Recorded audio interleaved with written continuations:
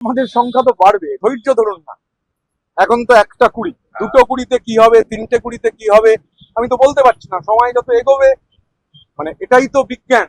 বিজ্ঞান হচ্ছে যে আমরা এই মুহূর্তে দাঁড়িয়ে রয়েছে, এক্ষুনি কি হবে, এখানে গাছটা তো ভেঙে পড়ে যেতে পারে, তো পর মুহূর্তে কি হবে সবাই আমরা আক্রান্ত হতে পারি গাছটা ভেঙে পড়ে গেলে। সুতরাং 1 ঘন্টা বাদে 2 ঘন্টা বাদে কি হবে সেটা নিয়ে এখন তো ভেবে লাভ নেই। যখন সময় আসবে আপনারাও দেখতে পাবেন, আমরাও দেখতে পাবো। না, আমি তো এটা বিশ্বাস করি। আমি তো এরকম নয় যে এটা আমায় যারা চেনে, মানে যাদের সঙ্গে আমার এখন যোগাযোগ হচ্ছে না, যাদের সঙ্গে গত 10 বছরের যোগাযোগ বিচ্ছিন্ন হয়নি, গত 5 বছরের যোগাযোগ বিচ্ছিন্ন হয়নি, তারা আমায় চেনেন, জানেন। আপনাদের অনেকের সাথে এখন আলাপ হচ্ছে, কিন্তু যারা আমায় চেনেন জানেন যে এটাই আমার থিওরি। আমি এই দর্শনে বিশ্বাস করি যে I live for this moment, I live for this day. মানে উট পাখি মনে করে যে বালিতে মুখ গুজে থাকলে প্রলয় বন্ধ হয়ে যাবে, প্রলয় তাতে বন্ধ হয় না। এটা ইতিহাসের শিক্ষা, বারবার যুগে যুগে কালে কালে ইতিহাস এই শিক্ষা দিয়েছে। এখন শিক্ষা কেউ নেবেন কি নেবেন না সেটা সম্পূর্ণ তার ব্যক্তিগত ব্যাপার, আমি তার মধ্যে যাব না। আমি সংবাদ মাধ্যমে আমাদের রাজ্যের বর্ষিয়ান রাজনীতিবিদ,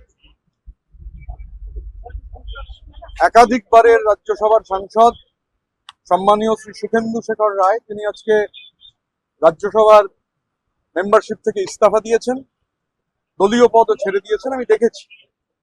এখন আমি সবসময় মনে করি, আমরা সবসময় মনে করি যে ইচ্ছার ঐক্যটা খুব গুরুত্বপূর্ণ। এখন বহু মানুষের ইচ্ছা যখন মিলে যায় তখন সেই ইচ্ছার ঐক্য তৈরি হয়। এবং গণতন্ত্রের জন্য আধিপত্যবাদের বিরুদ্ধে যারা মত চাপিয়ে দেওয়ার চেষ্টা করেন তাদের বিরুদ্ধে ইচ্ছার ঐক্য খুব গুরুত্বপূর্ণ। আমি সুখেন্দু শেখর রায়, তার ব্যক্তিগত মতামত, তিনি সিদ্ধান্ত নিয়েছেন। সুখেন্দুদা যে কথাগুলো বলেছেন সেই কথাগুলোর সঙ্গে আমরা একমত। তিনি সেই কথাগুলো বলে তিনি মনে করেছেন তিনি সদস্য থাকবেন না রাজ্যসভার, ইস্তফা দিয়েছেন। আমি সুখেন্দুদার এটা ব্যক্তিগত মত, তিনি আমাদের সঙ্গে কোনো আলোচনা হয়নি, কিন্তু তিনি এই সিদ্ধান্ত গ্রহণ করেছেন।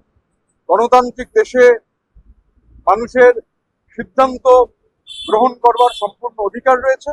এবং আমি যে কথা বলছিলাম যে ইচ্ছার ঐক্য, আমার মনে হয় যে আমাদের এখানে আমাদের লেজিসলেটিভ পার্টির যারা সদস্য আছেন তাদের যে ইচ্ছা, সেই ইচ্ছার ঐক্য, একই ধরনের ইচ্ছা, সেই ইচ্ছার ঐক্য বোধহয় দিল্লি পর্যন্ত পৌঁছেছে।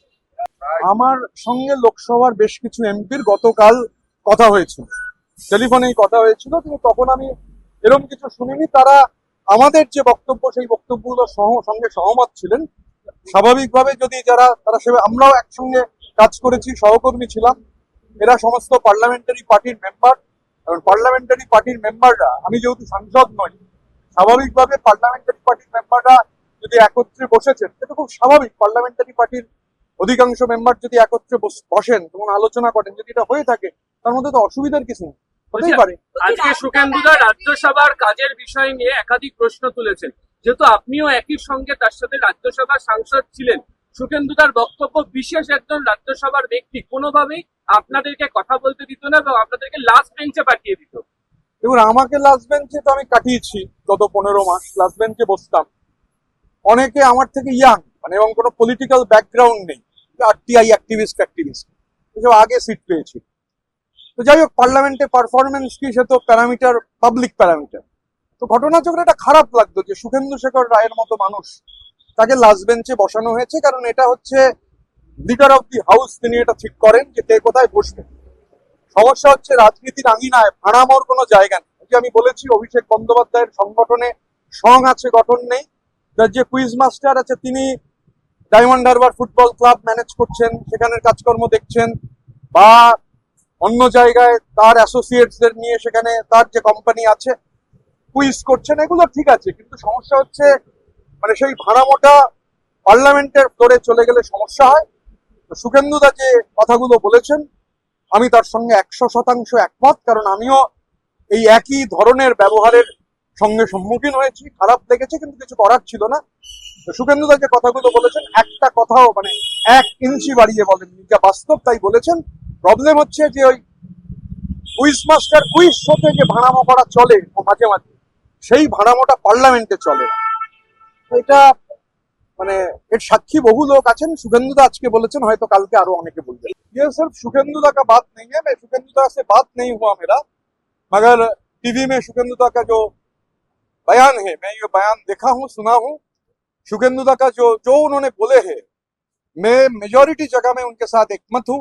और खास करके जहां तक पार्लियामेंट का अपर हाउस का फंक्शनिंग था, शुभेंदुदा जो बोले हैं वो एकदम सही है। पार्लियामेंट क्विज करने का जगह नहीं है। क्विज मास्टरी करने का अलग सा जगह है, स्टूडियो है। पार्लियामेंट का फ्लोर, पार्लियामेंट का हाउस के अंदर, हाउस के बाहर भी, वहां ये मैं पहले भी बोल चुका हूं कि अभिषेक बंदोपाध्याय का जो संगठन लोग बोलते हैं, उस संगठन में बंगाली में आप जानते हैं संघ का मतलब क्या है, गठन का मतलब क्या है। उसमें संघ है मगर गठन नहीं है। और जहां तक पार्लियामेंट का सवाल है, पिछले 15 महीना 2024 का दिसंबर से 2026 का मार्च का अंत तक शुभेंदुदा जो बोल रहे हैं, मैं भी वो चीज भुगत के आया हूं। पिछले 1 साल में पार्लियामेंट के अंदर जितना बहस हुआ था, मैं उससे बाकी लोगों से ज्यादा बहस में भाग लिया। क्या परफॉर्मेंस है ये तो पब्लिक है, मगर फिर भी मैं भी लास्ट रो में बैठता था। ठीक है, खैर मैं लास्ट रो में बैठता तो आरटीआई एक्टिविस्ट, बाकी कुछ और लोग, सामने सीट उन लोगों को मिला था, क्योंकि ये क्विज मास्टर का प्रेरोगेटिव है कौन किधर बैठेगा। मगर हालात ऐसा चल रहा है कि क्विज मास्टर को शायद 2029 में मौका ही नहीं मिलेगा पार्लियामेंट में जाकर ये क्लाउनगिरी करने का। और शुभेंदुदा जो बोले हैं एकदम सही। खराब भी लगता था कि शुभेंदुदा जैसे पार्लियामेंटेरियन, उसको लास्ट रो में धकेल दिया गया है। तो ऐसा आज शुभेंदुदा बोल रहे हैं, कल और लोग बोलेंगे। मुझे पूछा गया था क्या होगा, तो मैं बोला अभी बोल रहे हैं 1-25 अभी, तो 2-25 में क्या होगा, 3-25 में क्या होगा, मैं अभी कैसे बोलूंगा। जब होगा, अगर होता है तो भी आप लोग देख पाएंगे, अगर नहीं होता है वो भी देख पाएंगे।